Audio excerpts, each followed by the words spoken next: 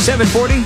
Nashville's Morning News on Super Talk 99.7 WTN. And one other thing I'll be doing very early in the administration is closing up the Department of Education in Washington, D.C., and sending all education and education work and needs back to the states. We want them to run the education of our children because they'll do a much better job of it.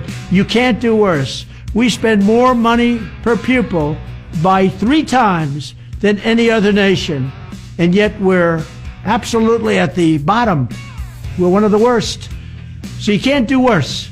We're going to end education coming out of Washington, D.C. We're going to close it up, all those buildings all over the place. And you have people that in many cases hate our children.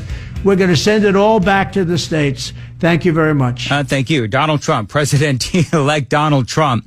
J.C. Bowman is joining us, our friend J.C. Bowman. It's been a minute, Executive Director and CEO of the Professional Educators of Tennessee. And you see J.C. all over the place talking about Tennessee education, and always great to have you on. So, J.C., Department of Education started by Jimmy Carter back in 1979. There's a meme going around, and I'm going to ask you if this is true or false, that when the Department of Education was created, America was number 1 in education around the world. And now we're down to like 24th, 25th, 29th, something like that. Is that meme real? I don't know. I mean, here, who decided we were number 1? That was the question. We self-decided that one. But, I do think it has hurt. I mean, I'm not going to sit here and tell you it didn't. They pushed the agenda at the federal level and push it down upon the states. And it always depends on who sits in that Oval Office on where they go with that and what their priorities are. And quite honestly, I do think the Biden administration has pushed some priorities that people are sitting back going, why? And this is the repercussions for that. Well, it does seem like we've gotten away from the reading, writing, arithmetic. I mean, that's what it used to be all about. And now there is all of this DEI and equity kind of stuff that, where kids are graduating and they only know one thing, DEI, in some of these cities. Yeah, I get that. And that's exactly, I mean, look, with their objective, their own stated objective says student achievement and preparation for global competitiveness. If that's their definition that they're using, their mission statement, not mine, theirs, I mean, they failed, and they have failed pretty bad. I think that's probably accurate to say that. And I do think they do one good thing, though, Dan, I will say, besides the money that comes out of there. But I do think that the one thing that they do well is that they collect information and data, the What Works Clearinghouse, and it's there for people to look at.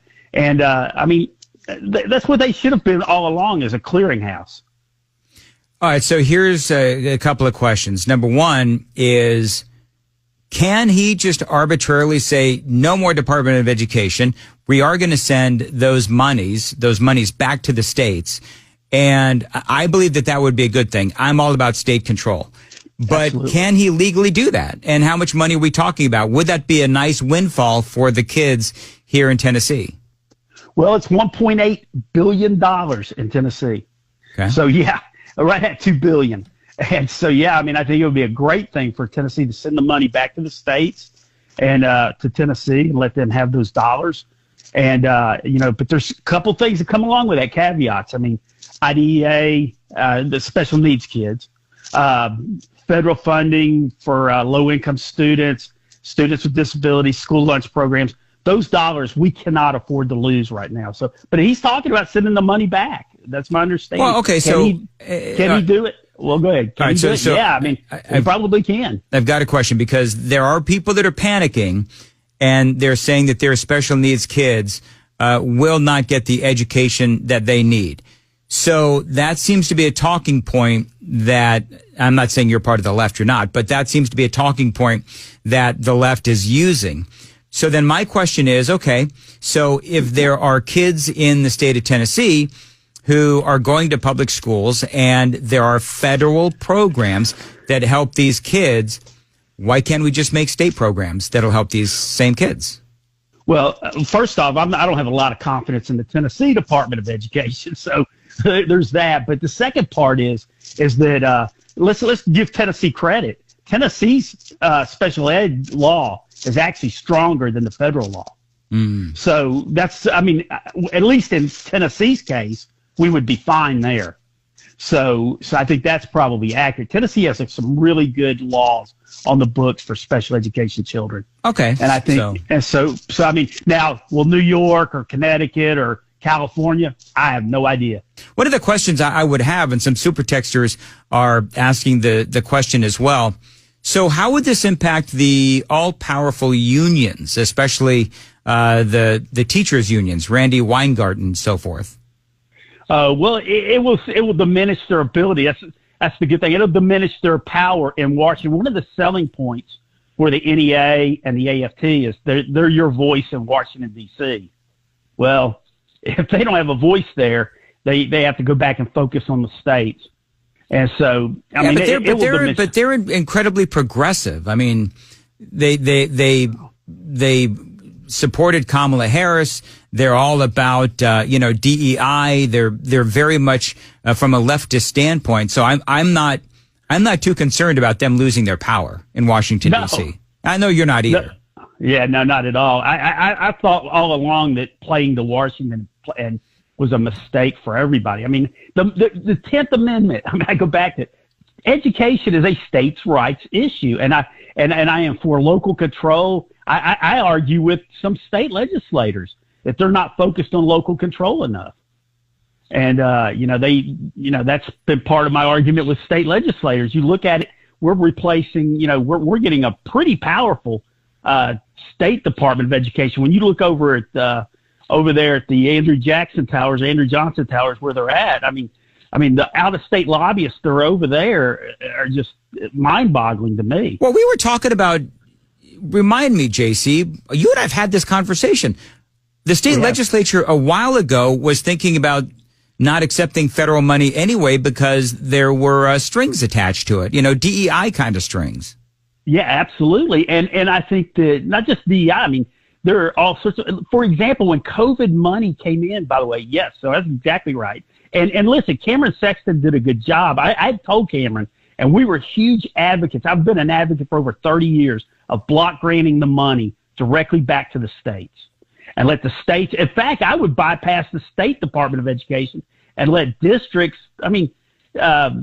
use that money. And in turn, now there has to be rules and regulations. You can't just, you're not just going to hand your kids your checkbook and say, let me know how much allowance you take this week. I mean, there's going to be some things, but you have to go for improved academic achievement. You can take all the category money and use it and spend it on money that will actually improve education for those folks. Now, I will say, I do think that there are people that would not educate special needs kids. I've seen it in the last 35, 40 years. Personally, I've seen some where we've gotten better at it. And when I say inclusion, that's not a negative term. That's actually, we're around handicapped kids every single day of our life and handicapped adults. And to just think that the only time you're going to see them is they come out of a room in the corner.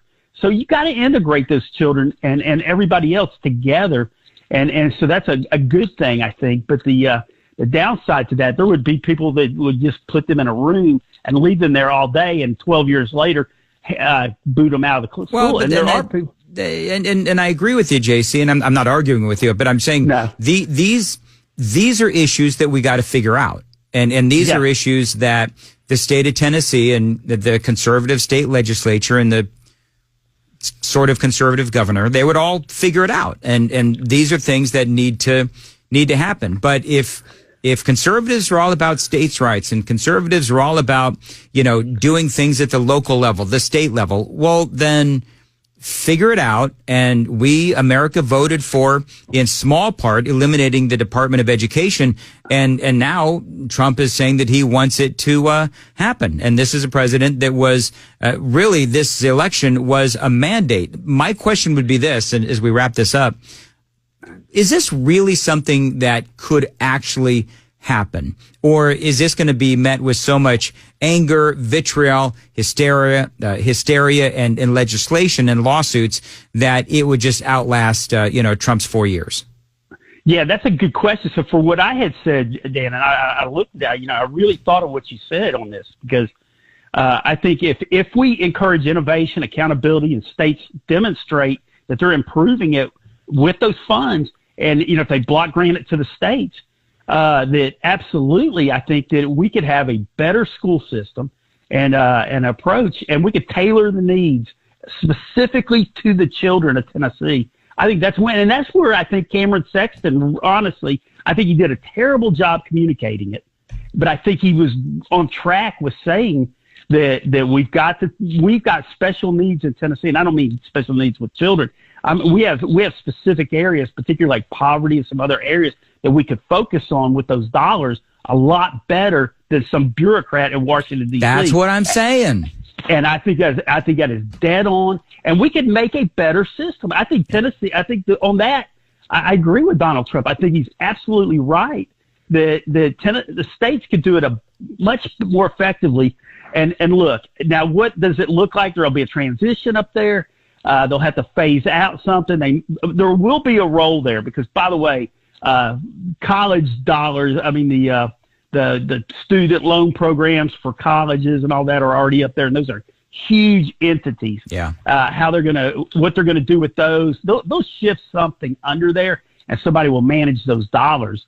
But the Department of Education has needed to change for 20 plus years. And Lamar Alexander was the Secretary of Education, a Tennessean, and he had advocated for change, and he couldn't get it done. So it took somebody in an Oval Office that's going to have to take the power and really focus on it. But I want to see the transition plan. Well, and the thing that I like about this idea, we'll see, sometimes I feel like these conversations are all academic, but what I like about this too is it is a lot easier to hold state politicians accountable than it is federal politicians. So I think that I like this idea. It sounds like you do too. JC, is always great to have you on, and we'll have you back on soon.